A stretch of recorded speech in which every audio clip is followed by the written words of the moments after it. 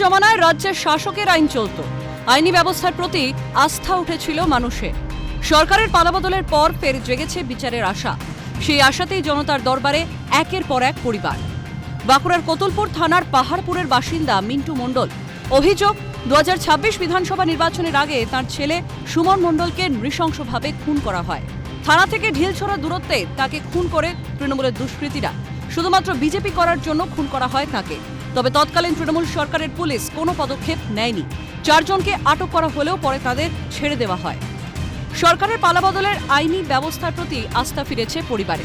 তাই ঘটনায় সিআইডি তদন্তের দাবি নিয়ে জনতার দরবারে সুমন মণ্ডলের পরিবার। মৃতের বাবা মিন্টু মণ্ডল জানান, 2026-এর বিধানসভা ভোটের কিছু মাস আগের ঘটনা।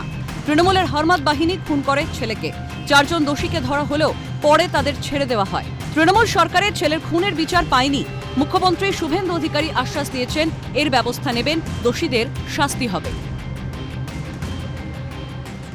সমস্যা বলতে আমার যে ছেলে সুমন মণ্ডল, তাকে তৃণমূলে হারমাদ বাহিনী নৃশংসভাবে খুন করে 28 নভেম্বর 2025 সালে, মানে বিধানসভা ভোটের কিছু আগেই।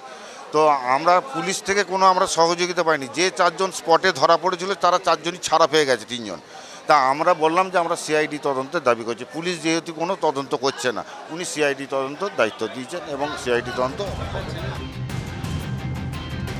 মৃতের বোন জানান, বিজেপি করত বলে দাদাকে খুন করা হয়। দাদার খুনের বিচারের দাবিতে মুখ্যমন্ত্রীর কাছে এসেছি। এবার দাদার খুনের বিচার পাব। আমার দাদা বিজেপি করতো বলে আমার দাদাকে খুন করা হয়। আমার দাদার বিচারের জন্য, আমাদের নিরাপত্তার জন্য আমরা সিএম স্যারের কাছে এসেছি। কবে হয়েছিল ঘটনাটা? 28 নভেম্বর 2025 সাল। থানা থেকে ঢিলছোড়া দূরত্বে আমার দাদাকে খুন করা হয় এবং পুলিশ পুরোপুরিভাবে জড়িত এই মার্ডার করার জন্য। চক্রান্ত টিএমসির কিছু গুন্ডা বাহিনী। হ্যাঁ, ওনার কাছে আমরা দাবি জানিয়েছি সিআইডি দিয়ে কেসটা নতুন করে তদন্ত করার জন্য। উনি বলেছেন করাবেন। অন্যদিকে এদিন কৃষ্ণনগর থেকে জনতার দরবারে মেয়ের খুনের বিচার চাইতে আসেন এক মা।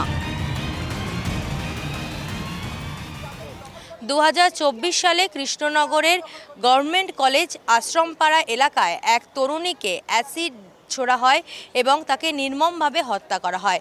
অভিযোগ ওঠে তার বন্ধুর বিরুদ্ধে এবং আজকে জনতার দরবারে সেই তরুণীর পরিবার এসেছেন। মৃত তরুণীর মা জানান, মেয়ের খুনের সঠিক তদন্ত হয়নি। বলা হয়েছিল আত্মহত্যা করেছে মেয়ে, কিন্তু আমার মেয়ে আত্মহত্যা করেনি, তাকে খুন করা হয়েছিল। তৃণমূল সাংসদ মহুয়া মৈত্র সেই সময় গিয়ে আর্থিক সাহায্য করতে চেয়েছিলেন, কিন্তু টাকা দিয়ে কেস ধামাচাপা দেওয়ার চেষ্টা করা হয়েছিল।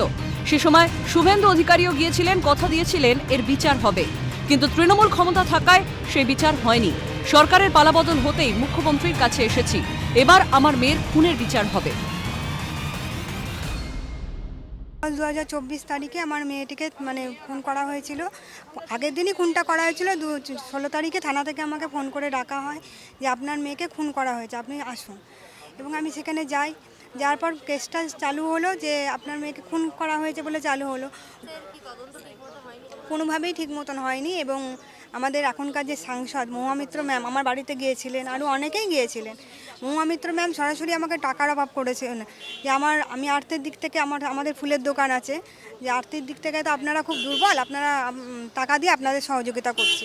কিন্তু আমি টাকা দিয়ে মুখটা বন্ধ করতে চেয়েছিল, কিন্তু আমার তো সন্তান, আমি টাকা নিয়ে মুখ বন্ধ করতে রাজি নই। এখনকার যে সিএম উনিও আমার বাড়ি গিয়েছিলেন, উনি আশ্বাস দিয়েছিলেন, কিন্তু তখন যেহেতু অন্য পার্টি ছিলেন সেই তেমনভাবে কোনো কিছুই হয়নি। পুলিশ প্রোটেকশনও পাইনি। অমলেন্দু স্যার ছিলেন, আইসি ছিলেন, কেউ কিছু করেনি। শিল্পা ম্যাম ছিলেন, ডিএসপি, উনিও কিছু করেনি। তা আমি এখন এখানে আশা নিয়ে এসেছি, স্যার যেদিন থেকে আমি চাইতাম যে পরিবর্তন আসুক, তাহলে আমার মেয়েটা আর যারা মারা আছে তাদেরও অনেকেরই সন্তান চলে গিয়েছে, তারা বিচার পাবে। আমি স্যারের কাছে অনেক আশা নিয়ে এসেছি যাতে আমার মেয়েটার বিচার পায়। অন্যদিকে বারাসাতের বাসিন্দা সুস্মিতা প্রধান। 2025 সালে ছেলে অমিত কুমারের প্রধানের রহস্যজনক মৃত্যু হয়। অভিযোগ, ছেলেকে খুন করা হয়েছিল, কিন্তু মামলা করতে দেয়নি পুলিশ। মামলা ধামাচাপা দেওয়ার জন্য পরিবারকে টাকা অফার করা হয় পুলিশের তরফ থেকে। আমার ছেলে অ্যাক্সিডেন্ট হয়েছে বলেছে, কিন্তু অ্যাক্সিডেন্ট হয়নি। আমাদের ধারণা তাকে মারা হয়েছে, কিন্তু পুলিশ তাদের আড়াল করছে। সেটাই আমরা চাইছি যে স্যারের কাছে আমাদের তৃণমূল ইয়েতে কোনো সুরা হয়নি, যেখানে গেছি আমাদের ফিরিয়ে দিয়েছে। আমি চাইছি কি হয়েছিল আমার ছেলে, আমার একটাই ছেলের কি হয়েছিল আমি তার বিচার চাই। মৃতের বাবা জানান, তৃণমূল জামানায় ছেলের খুনের বিচার পায়নি, টাকা খেয়ে পুলিশ কেসটি ধামাচাপা দিয়ে দেয়, তাই ছেলের বিচারের দাবিতে মুখ্যমন্ত্রীর দ্বারস্থ হয়েছে।